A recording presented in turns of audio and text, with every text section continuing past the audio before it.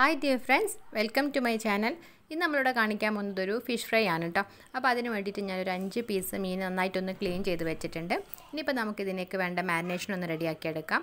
അപ്പോൾ അതിനു വേണ്ടിയിട്ട് നമ്മൾ ഒരു ബൗളിലേക്ക് 1/2 ടീസ്പൂൺ മുളകുപൊടി, 1/4 ടീസ്പൂൺ മഞ്ഞൾപ്പൊടി, 1/2 ടീസ്പൂൺ ഉപ്പ്, പിന്നെ 1/2 ടീസ്പൂൺ പെപ്പർ പൗഡർ, പിന്നെ ഇഞ്ചി വെളുത്തുള്ളി പേസ്റ്റ് നമ്മളൊരു 1/4 ടീസ്പൂൺ വീതം ചതച്ച് ചേർത്ത് കൊടുക്കുന്നുണ്ട്. എന്നിട്ട് നമ്മൾ ഇതിലേക്ക് കുറച്ച് വെള്ളം കൂടെ ചേർത്ത് നമ്മൾ ഈ ഒരു അരപ്പ് നന്നായിട്ടൊന്ന് മിക്സ് ചെയ്തെടുക്കുകയാണ്. നമ്മൾ ഒരുപാട് വെള്ളം ചേർക്കണ്ട കേട്ടോ. അപ്പോൾ അതിന് ആവശ്യത്തിനുള്ളത് മിക്സ് ചെയ്തിട്ട് നമ്മൾ നന്നായിട്ടൊരു മീനിലേക്കൊന്ന് ഇങ്ങനെ മാരിനേറ്റ് ചെയ്യാനുള്ള ഒരു പാകത്തിനാക്കി എടുക്കാം. അപ്പോൾ ഞാൻ നന്നായിട്ടൊന്ന് മിക്സ് ചെയ്തൊക്കെ വെച്ചിട്ടുണ്ട്.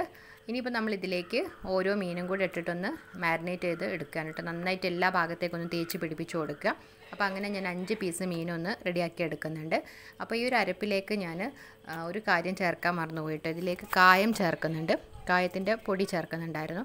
അപ്പോൾ അത് ഞാനിത് മാരിനേറ്റ് ചെയ്ത് കഴിഞ്ഞപ്പോഴാണ് ഓർത്തത്. അപ്പോൾ അതുകൊണ്ട് അത് കഴിഞ്ഞതിന് ശേഷം ഞാൻ അതിലേക്ക് കായപ്പൊടി ചേർത്തിട്ട് നന്നായിട്ടൊന്ന് മിക്സ് ചെയ്ത് കൊടുക്കുന്നുണ്ട്.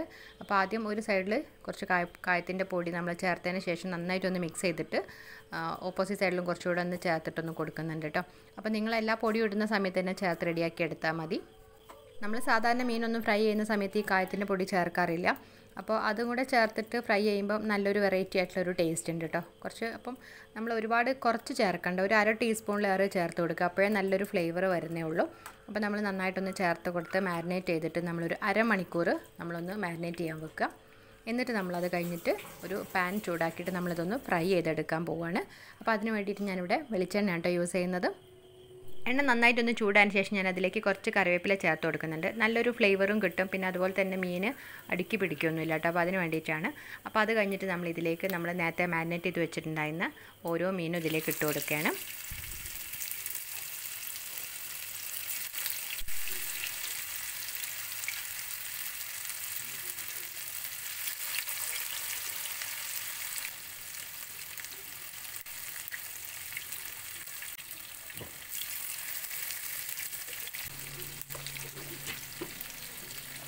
ഇപ്പോൾ ഏകദേശം ഒരു 5 മിനിറ്റൊക്കെ ആയിട്ടുണ്ട്. അപ്പോൾ നമ്മൾ മീൻ നന്നായിട്ടൊന്ന് ഒരു സൈഡ് കുക്കായിട്ടുണ്ട്. ഇനിയിപ്പോൾ നമുക്കത് മറിച്ചിട്ട് കൊടുക്കാം.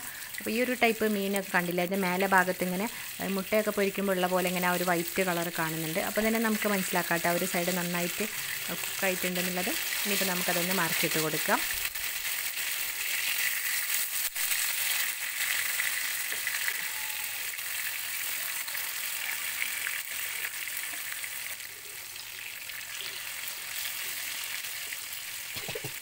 ഇപ്പോൾ മീനിൻ്റെ ഈ ഒരു സൈഡ് നന്നായിട്ടൊന്ന് കുക്കായിട്ടുണ്ട്. ഏകദേശം ഒരു 5 മിനിറ്റ് ആയിട്ടുണ്ട്. ഇനിയിപ്പോൾ നമുക്കിത് എണ്ണയിൽ നിന്ന് മാറ്റാം.